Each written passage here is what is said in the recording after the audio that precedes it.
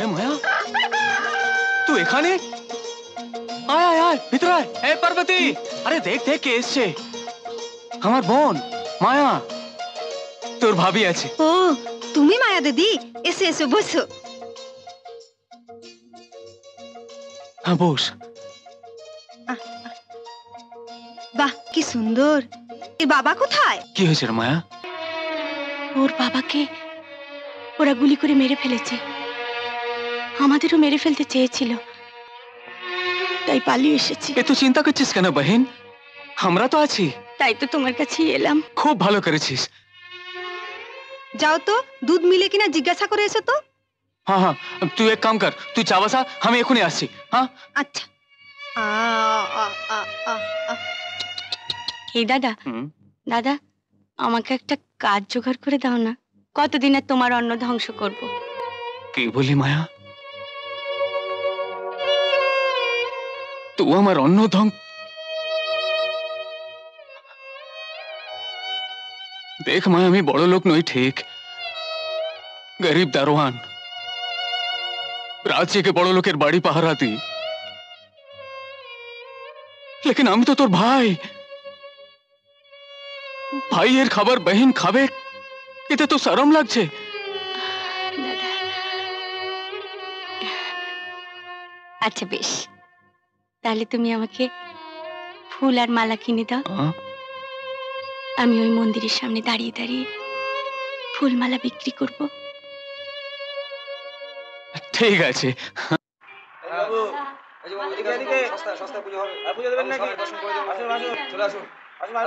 বুঝলি নয়ন, তোর মামা একদিন রাতের বেলা একটা গুন্ডাকে এত জোর তাড়া দিল, কেউ পালাবার পথই পায়নি।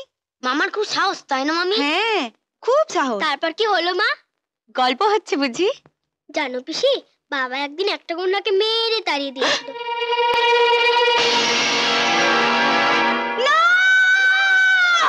কি হলো দিদি?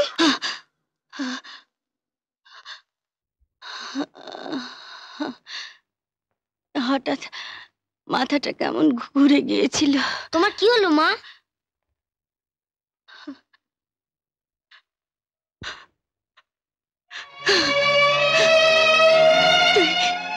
তুই আমাকে ছেড়ে কোথাও যাবি না তো বাবা? বারে, তোমাকে ছেড়ে আবার কোথায় যাব?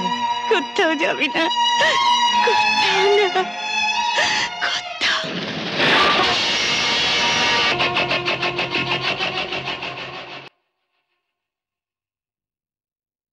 কেমন দেখলেন ডাক্তার বাবু? এমনিতে ভালোই, তবে কটা দিন দেখি। বেশি কথা বলবেন না, বুঝেছেন? মায়া, মায়া, মায়া দেখ, নয়ন এসছি। মা, মা।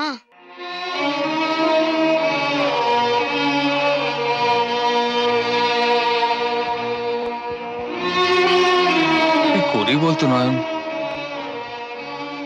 হাসপাতাল থেকে তো ছেড়ে দিল, বলো কি মাথার ডাক্তার দেখাতে। সে তো অনেক খরচ, এত টাকা পাই কোথা? তুমি কিছু ভেবো না মামা, সব ঠিক হয়ে যাবে। কি ঠিক হয়ে যাবে বলতো? আয় বস।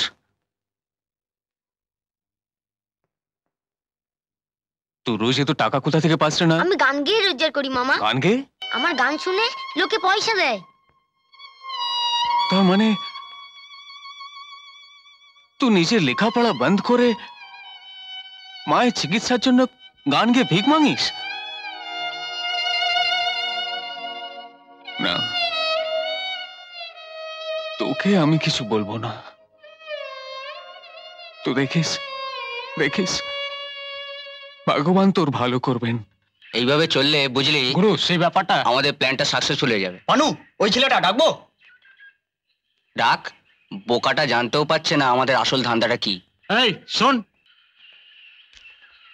এই তোর টাকার দরকার আছে? হ্যাঁ, আমার মায়ের না খুব অসুখ।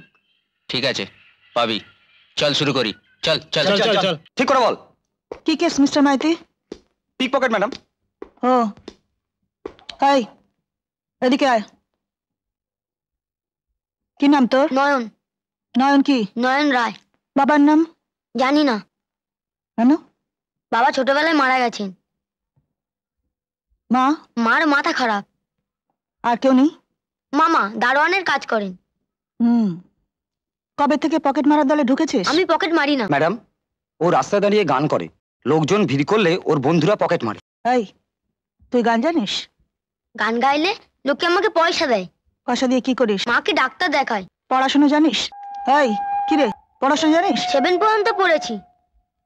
হুম। মিস্টার মাইতি, ম্যাডাম, এ যা যা বলছে এগুলো যদি সত্যি হয় খবর নিন তো। সত্যি হলে ওকে আর ওর মামাকে কালকে আমার বাংলোয় পাঠিয়ে দেবেন।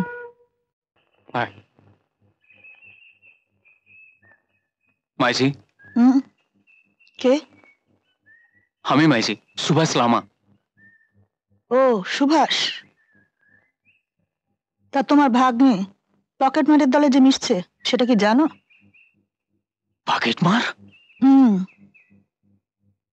না মাইজি, হ্যাঁ আমি কিছু জানি না। জানা উচিত। মাইজি, মাইজি আমি গরিব আদমি। গরিব হওয়াটা অপরাধ নয়। লাখ লাখ অসৎ ধনীর চেয়ে একজন সৎ গরিব দেশের অনেক কাজে লাগতে পারে। শোনো সুভাষ, তোমার ভাগ্নে নয়নকে ক্রিমিনালদের হাত থেকে বাঁচাতেই হবে। আমি চেষ্টা করবো মাইজি। চেষ্টা তো সবারই করা উচিত, কি বলো? শোনো সুভাষ, আমি যদি নয়নের লেখাপড়ার কোনো ব্যবস্থা করি, তোমার কি কোনো আপত্তি আছে? আমার आपके बहुत बहुत मेहरबानी माईजी। আমার নয়ন বাবা লেখাপড়া শিখবে, মানুষ হবে, ওর মার দুঃখ মিটাবে, এতে আমার ভগবান आपका ভালো করবে মাইজি। তোমরা যা ভালো বোঝো তাই করো। আচ্ছা, পুলিশ মাইজি কি বললো? পুলিশ মাইজি বলল কি নয়ন कुछ খারাপ দলে ভিড়ে গেছে, ওকে বাঁচাতে হবে। বেশ, আমার নয়ন যদি লেখাপড়া শিখে মানুষের মতো মানুষ হতে পারে সে তো খুবই ভালো কথা। কাল যে ছেলেটি এসেছিল তাকে দেখেছো? हाँ मैडम, मालूम হলো কি ছেলেটা বহুত ভালো মানুষ। বাহ, তাহলে তো কোনো কথাই নেই। আমি কদিন ওকে তোমার আন্ডারে একটু রাখতে চাই। ঠিক আছে ম্যাডাম। আমি দেখতে চাই ও মানুষ হয় কিনা।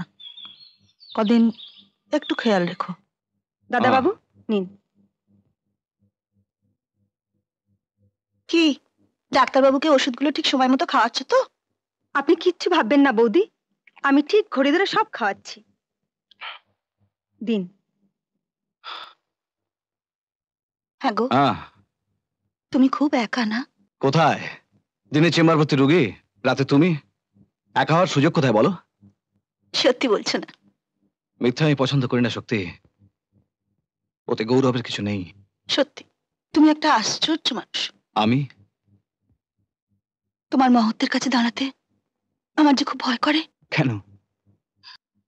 বিশ্বাস করো, আমি যে এত রিস্ক নিই তা শুধু তুমি যে আমাকে এত সাহায্য করো, সাহস দাও, ক্ষমা করে দাও, সেই জন্যে। আমি জানি আমার স্বামী অন্য সবার চেয়ে আলাদা। আমি অন্য স্বামীদের মতো জেদি, রাগী, অহংকারী। আসলে তোমার মনটা খুব সুন্দর, তাই তুমি আমাকে ভালো দেখো, আলাদা দেখো। জানো, আমি একটা এক্সপেরিমেন্ট করছি। আবার এক্সপেরিমেন্ট? শোনো না, বলো। একটা ছোট ছেলে হুম। যখন তার মার চিকিৎসার জন্য হন্য হয়ে ঘুরে বেড়াচ্ছে, তখন কতকগুলো পকেট মার ওকে দলে টেনে নেয়। ছেলেটা জানে না যে ওরা পকেট মার। ছেলেটা রাস্তায় দাঁড়িয়ে গান গায়, লোকেরা ভিড় করে শোনে, আর ও যখন গান গায় তখন ছেলেরা পকেট মার। বাহ, এ তো নতুন ধরনের ক্রাইম। ওই সিনেমাওয়ালারা শুনলে না একবার লুফে নেবে। ছাড়ো তো তুমি সিনেমাওয়ালাদের কথা, ওদের জন্যই দেশে এত ক্রাইম বেড়ে যাচ্ছে। যাকে এই তোমার এক্সপেরিমেন্টের কথা বলো। আমি না হুম, ছেলেটাকে আমার মাস্টারমশাইয়ের কাছে পাঠিয়ে দিয়েছি। That's very good.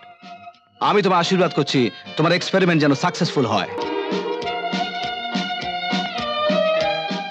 নয়নদা, এই নয়নদা, কি ব্যাপার? আচার খাবে? কোথায় পেলে? খাবে কিনা বলো। অত আস্তে আস্তে কথা বলছো কেন? আচার চুরি করেছি। চুরি করেছো?